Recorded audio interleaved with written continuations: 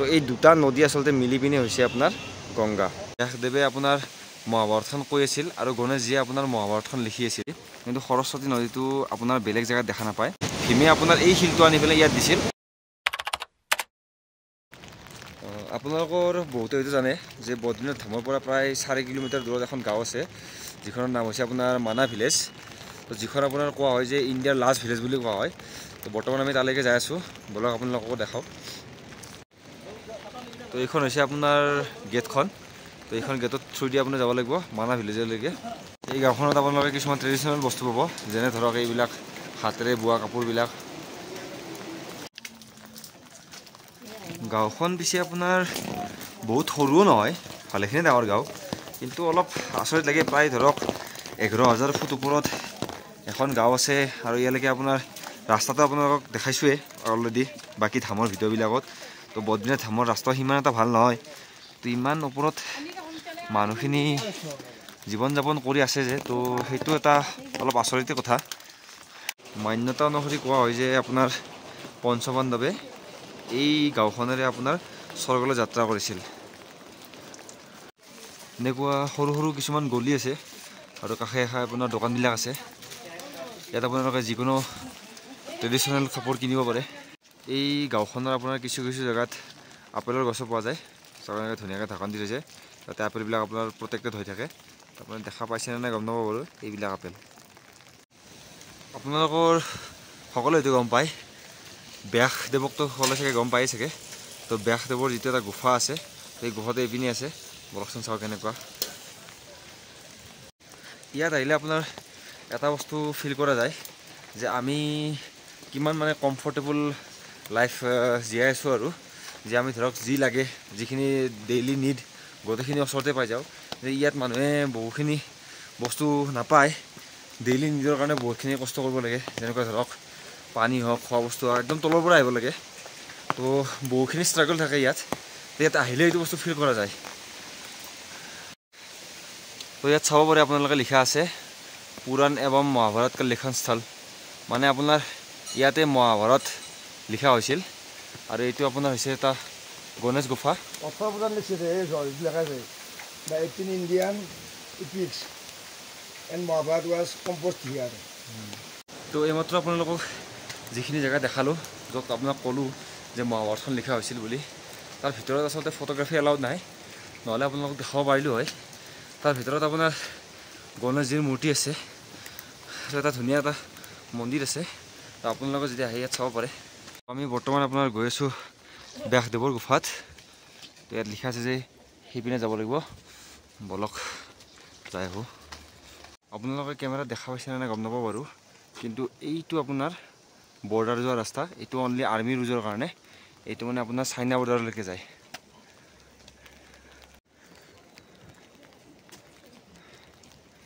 তো এইটোৱে হৈছে আপোনাৰ বেদ ব্যাস গুফা। তো এইটো হৈছে আপোনাৰ ব্যাসদেৱৰ গুফা। তো ইয়াত আপোনাৰ আচলতে ফটোগ্ৰাফী এলাউড নাই, নহ'লে আপোনালোকক দেখাব পাৰিলে ভিতৰত কেনেকুৱা কি আছে। আপোনালোকে চাব পাৰে ইয়াত লিখা আছে যে এই গুফাটো 5330 বছৰ পুৰণা। আপোনালোকক এইমাত্ৰ যিটো ব্যাসদেৱৰ গুফা দেখালোঁ, তো সেইটো আপোনাৰ ইয়াত জেনেৰেল পাব্লিকৰ কাৰণে সেইটো এণ্ড হয়। তাৰ আগত জেনেৰেল পাব্লিক যাব নোৱাৰে, কিন্তু আৰ্মি যাব পাৰে। আৰ্মি যোৱা আপোনালোকক যিহেতু ৰাস্তাটো দেখালোঁ, তো সেই ৰাস্তাটোতে আৰ্মি যাব পাৰে চাইনা বৰ্ডাৰলৈকে। এইখনেই হৈছে আপোনাৰ ইণ্ডিয়াৰ লাষ্ট ভিলেজ, মানা ভিলেজ, য'ত আপোনাৰ মহাভাৰত ৰচনা কৰা হৈছিল। আৰু মান্যতা অনুসৰি এই গাঁওখনৰ মাজেৰে পাণ্ডৱে স্বৰ্গলৈ যাত্ৰা কৰিছিল। সকলোৱে সৰুৰ পৰা শুনি আহিছোঁ যে ভাৰতবৰ্ষত 3টা ডাঙৰ নদী আছে, গংগা, যমুনা আৰু সৰস্বতী। কিন্তু সৰস্বতী নদীটো আপোনাৰ বেলেগ জেগাত দেখা নাপায়। কোৱা হয় যে অনলি ইয়াতহে দেখা পায় সৰস্বতী নদীটো। বলকচোন চাই আহোঁ।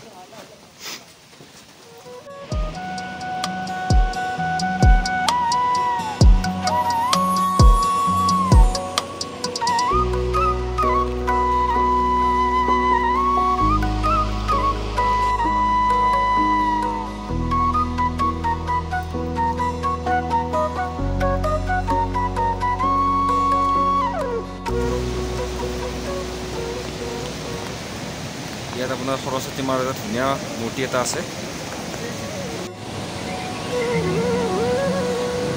তো এইটো হৈছে আপোনাৰ সেই সৰস্বতী নদীটো, যিটো আপোনাৰ অনলি ইয়াতে দেখা যায়, ভাৰতবৰ্ষৰ বাকী জেগাত দেখা নাযায়।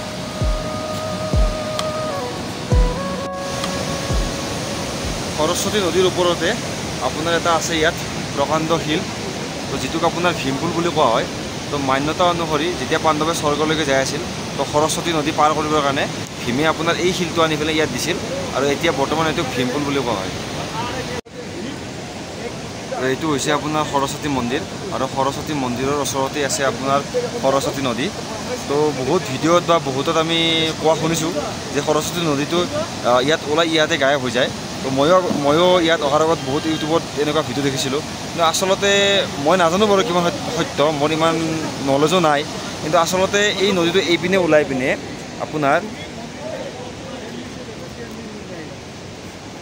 এই পিনেৰে বৈ যাই পিনে আপোনাৰ অলকানন্দা নদী, আপোনাৰ যিটো বদ্ৰীনাথৰ যিটো নদী আছে তাত লগ হয়, আৰু সেই গতিকে সম্ভৱ আপোনাৰ ভাৰতবৰ্ষৰ বেলেগ জেগাত আপোনাৰ সৰস্বতী নদীটো দেখা নাযায়। তো আপোনাৰ এই সৰস্বতী মন্দিৰটোত এটা ধুনীয়া ব্যাসদেৱৰ মূৰ্তি আছে, আৰু কাষত আছে আপোনাৰ গণেশ ভগৱান আৰু হনুমান ভগৱান, আৰু ভিতৰত আছে আপোনাৰ সৰস্বতী মা। আপোনালোকে যদি বদ্ৰীনাথ ধাম আহে তো মানাহ ভিলেজত ডেফিনেটলি আহিব, কাৰণ বেছি দূৰ নহয়, 4 কিলোমিটাৰ হয় মাত্ৰ। তো আপোনাৰ ইয়াত আহি পিনে বহুখিনি বস্তু এক্সপ্ল'ৰ কৰিব পাৰিব, যেনেকৈ ধৰক ভীমপুল, সৰস্বতী নদী, আপোনাৰ মহাভাৰত ক'ত ৰচনা হৈছিল, ব্যাসদেৱৰ গুফা, তো বহুতখিনি বস্তু আছে ইয়াত। তো ইয়াত আপোনালোকে ডেফিনেটলি আহিব যদি আপোনালোকে বদ্ৰীনাথ ধাম দৰ্শন কৰিব আহে। আপোনালোকে এই মেপখনত চাব পাৰে যে কেনেকৈ আমাৰ যিটো গংগা নদী আছে সেই গংগা নদীৰ উৎপত্তি হ'ল। বিভিন্ন ধৰণৰ নদীৰ সংগম ঘটি পিনে আচলতে গংগা নদীৰ উৎপত্তি হৈছিল।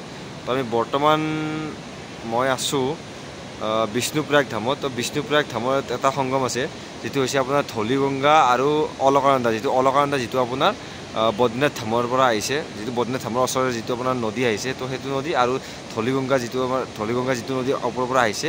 তো এই দুটা নদীৰ সংগম ঘটি পিনে এইটো জেগাৰ নাম হৈছে আপোনাৰ বিষ্ণুপ্ৰয়াগ ধাম। তো আগতো সেনেকৈ বিভিন্ন ধৰণৰ সংগম আছে, তো আপোনালোকক দেখাম। তো ইয়াতে আপোনালোকে চাব পাৰে দুটা নদীৰ সংগম হৈছে, এইটো হৈছে আপোনাৰ অলকানন্দা নদী, যিটো বদ্ৰীনাথ ধামৰ পৰা আহিছে, আৰু সেইটো হৈছে আপোনাৰ ধলিগংগা। তো এই সংগমটোৰ আপোনাৰ নাম হৈছে বিষ্ণুপ্ৰয়াগ সংগম। বদ্ৰীনাথ ধামৰ পৰা ঋষিকেশ যোৱা ৰাস্তাত আপোনালোকে এটা হাৰী মাতাৰ মন্দিৰ পাব। তো ইয়াতো আপোনালোকে দৰ্শন কৰি ল'ব পাৰে।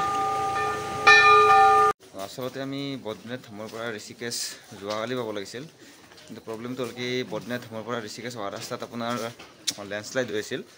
তো সেই গতিকে আমাৰ পুলিচে আপোনাৰ এটা বেলেগ ৰাস্তাত ডাইভাৰ্ট কৰি দিলে।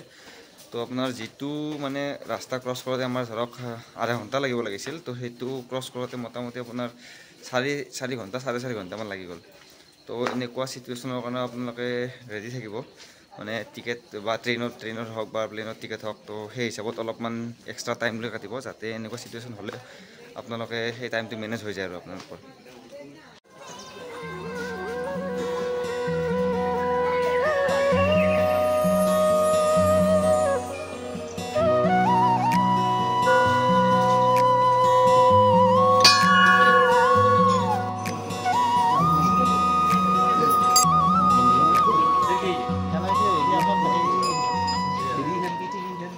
আপোনালোকে যেতিয়া বদ্ৰীনাথ ধামৰ পৰা ঋষিকেশ যাব তেতিয়া এই সংগমটো পাব। এই সংগমটোৰ নাম হৈছে আপোনাৰ দেৱপ্ৰয়াগ, এইটো হৈছে আপোনাৰ ভাগীৰথী, আৰু সেইটো হৈছে আপোনাৰ অলকানন্দা। ভগীৰথীটো আহিছে আপোনাৰ গংগোত্ৰীৰ পৰা, আচলতে ভগীৰথীটোক বহুতে গংগা বুলিও কয়, আৰু সেইটো হৈছে আপোনাৰ অলকানন্দা। তো এই দুটা নদী আচলতে মিলি পিনে হৈছে আপোনাৰ গংগা। চাওক যিটোৰ পানীখিনি আপুনি অলপ ক্লিন দেখি আছে, তো সেইটো হৈছে আপোনাৰ ভগীৰথী, আৰু যিটো অলপমান লেতেৰা টাইপ দেখিছে সেইটো হৈছে আপোনাৰ অলকানন্দা।